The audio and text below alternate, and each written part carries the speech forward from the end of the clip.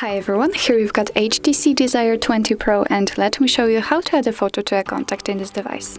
So first of all, let's open the dialer and here let's choose the contacts. Now let's choose the number you want to customize, for example this one.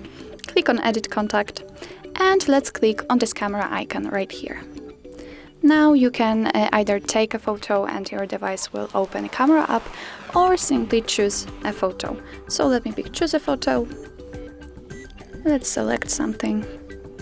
And here at this level you can change the size of this square, and thanks to this you can decide how the photo will look like after saving the whole contact. So of course you can make it smaller, bigger, it's up to you. So maybe let me leave it like this. If you are ready, click on Done. Remember to click on Save. And as you can see, the photo has been added. Let's get back.